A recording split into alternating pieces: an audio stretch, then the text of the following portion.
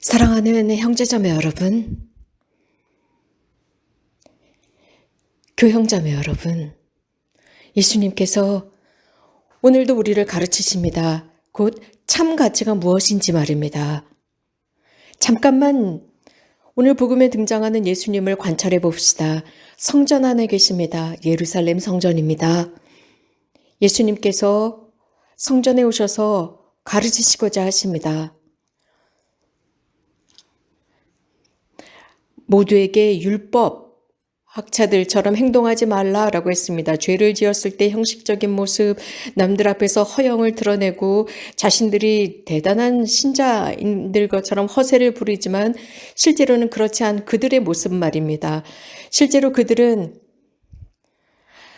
가난한 과부들을 착취하고 속이고 있다는 말씀을 하십니다. 이러한 위험한 경고를 해주시는 예수님께서는 세상에 구원을 주시기 위해서 오신 분이십니다.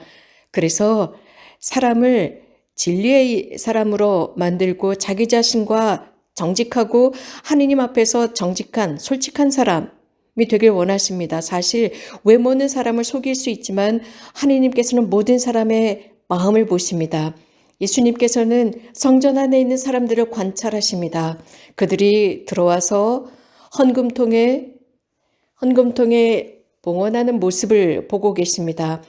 이렇게 성전을 찾는 사람들은 선물을 가지고 왔습니다. 그리고 그 봉헌함에 헌금함에 자신들이 할 수 있는 만큼을 집어넣습니다. 부자들은 대부분 자신들이 얼마나 헌금통에 봉헌을 하는지, 자신들이 얼마나 주님 앞에서 넉넉한지 사람들 앞에서 과시하는 것을 좋아했습니다. 예수님은 이미 사람들이 거기서 어떻게 행동하는지를 알고 계셨습니다.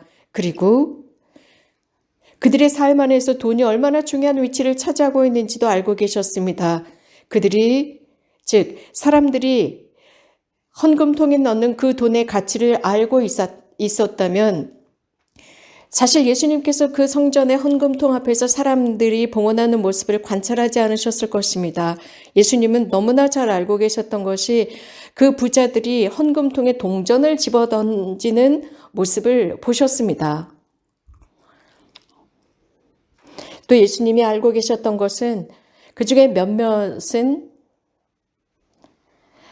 그럼으로써 자신들의 백성의 성전을 지킬 수 있다라고 확신하는 사람들, 그렇게 돈을 지불하면서 말입니다. 그래서 하느님의 백성의 미래는 이렇게 어느 정도의 돈을 기부하면서 그 삶이 보장된다라고 생각했지만 예수님의 생각은 달랐습니다. 이 성전은 파괴될 것이다 라고 예언하셨습니다. 자, 이런 순간에 그 과부가 성전 안에 들어옵니다. 어떤 누구도 눈치채지 못했습니다.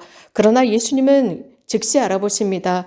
그 과부는 하느님께 자신이 드릴 수 있는 선물을 드립니다. 예수님은 즉시 그녀를 관찰하십니다. 자신이 가지고 있었던 렙돈 2닙을 집어넣습니다. 어떻게 보면 아무것도 아닌 듯한 아주 작은 돈입니다. 이 렙돈 2닙, 사실 그 과부에게는 너무나도 소중한 것이었습니다.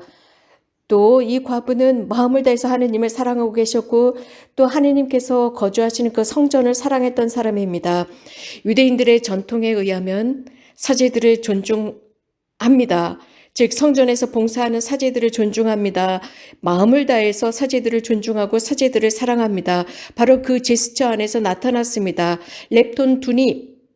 사실 돈 많은 사람들은 많은 돈을 주었지만 그들이 가지고 있는 돈에 비하면 얼마 되지 않았습니다. 그러나 그 과부는 그 렙돈 2닙에 자신의 존재를 담았습니다. 어쩌면 이 과부는 자신의 전 존재를 드리는 것이지만 큰 기쁨과 온전히 모든 것을 하나님께 드리는 행위였습니다. 성경의 이러한 말씀을 통해서 그는 그 성경의 말씀의 가르침대로 꼭 따라가야 한다라는 것이 아니라 있는 마음을 그대로 자신의 모든 것을 드리는 것 자체가 자신의 존재를 드리는 거였습니다. 자신이 드리는 선물을 통해서 자신의 미래와 또 자신의 성전과 하느님을 향한 의무를 충실히 수행하고 있다는 것을 깨닫고 있었습니다. 그러므로서 하느님께서 자신에게 호의를 베푸신다는 것을 알고 있었습니다. 이렇게 확신하고 있는 과부는 하느님으로부터 많은 것을 받는 사람이었습니다.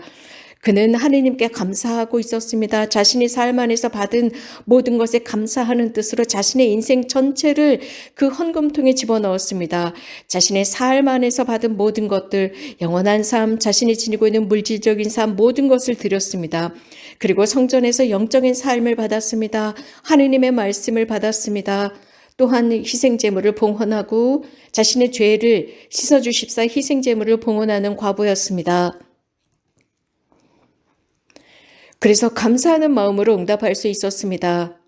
자신의 그 제스처를 크게 중요하게 여기지 않았습니다. 겸손하고 검소하고 단순한 제스처였습니다. 아주 자연스러운 제스처였습니다. 그렇기 때문에 그 과부의 제스처는 매우 단순했고 그렇기 때문에 호의를 가지고 그녀를 바라보던 예수님의 마음에 들었습니다. 예수님과 함께 있었던 제자들, 물론 그 자리에 함께 있었지만 예수님과 같은 관점은 지니지 못했습니다. 그들은 그 성전에서 다른 장소에 있었습니다. 그러나 예수님은 그 헌금통 앞에서 관찰하다가 그들을 부르셨습니다. 그리고 그들을 가르치고자 하셨습니다. 그래서 그 과부를 통해서 얻는 메시지를 이 제자들에게 가르치고자 하셨습니다. 그리고 예수님께서 제자들에게 하신 그 말씀을 우리들에게 하시는 말씀이었습니다. 저 가난한 과부는 그 어떤 누구보다도 많은 것을 봉헌했다. 곧 하느님을 향한 사랑. 그 하느님의 사랑은 이 세상의 그 어떤 황금보다도 무겁고 소중하다. 그 과부는 하느님을 사랑했습니다. 그리고 하느님의 섭리, 하느님의 도우심을 통해서 사는 법을 배운 그녀였습니다. 하느님의 섭리는 삶을 통해서 드러납니다. 이 세상을 창조하신 하느님을 향한 믿음입니다. 하느님은 이 세상을 창조하신 분으로서 당신께서 만드신 모든 창조물들을 보살피시고 나와 여러분 모두를 당신께서 관장하십니다. 이렇게 섭리는 예수 그리스도, 즉 사람이 되신 예수 그리스도 우리들을 구원하시기 위해서 세상에 오신 그분을 향한 믿음을 통해서 탄생합니다. 하느님께서는 이 세상을 매우 사랑하시고 잘 보살피십니다. 그렇기 때문에 당신의 외아들을 보내셔서 예수 그리스도 당신의 아들을 믿는 사람은 절대로 생명을 잃지 않고 영원한 생명을 얻도록 하셨습니다. 그렇기 때문에 창조주께서는 경험을 통해서 알고 계셨습니다. 그래서 하느님께서는 어떤 냉랭하고 차가운 이런 분이 아니시라 구원자이십니다. 구원자이시기 때문에 하느님께서는 각자의 삶 자체를 보살피십니다. 단 누구든지 그분께 자신의 삶을 봉헌하는 사람들의 삶입니다. 이렇게 하느님의 섭리, 도우심은 참 그리스도인 참 신자에게 드러납니다. 겸손한 신자입니다. 기도하는 신자, 날마다 기도하는 신자. 그래서 성령과 진리 안에서 기도하는, 날마다 기도하는 사람, 그래서 날마다 하느님의 나라를 찾는 참 신자 안에서입니다.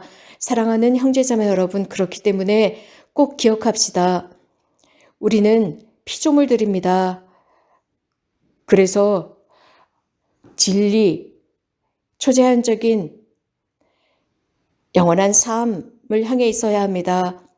하느님을 향한 신뢰, 사랑, 그래서 그분께 마음을 드리면서 앞으로 나갑니다. 그것은 교회 안에서 헌금뿐만 아니라 가난한 사람들을 도우면서도입니다. 그래서 우리가 배워야 할 것은 정직함입니다. 그리고 관대함입니다. 바로 이 가난한 과부 같은 넉넉함입니다. 이러한 기본이 우리들의 삶의 스타일이 되어야 합니다.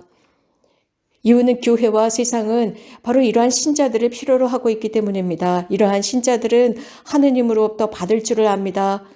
그리고 자신들이 가지고 있는 것을 나눌 줄 압니다. 하느님께서는 기쁘게 사랑으로 나누어 주십니다. 바오로 성인께서 고린토인들에게 보낸 서한에서 말씀하신 것과 같습니다. 또 메주거리에 사랑하는 성모님께서 우리가 이렇게 살 수 있도록 도와주시기를 빕니다. 아멘. 예수 그리스도를 찬미합시다.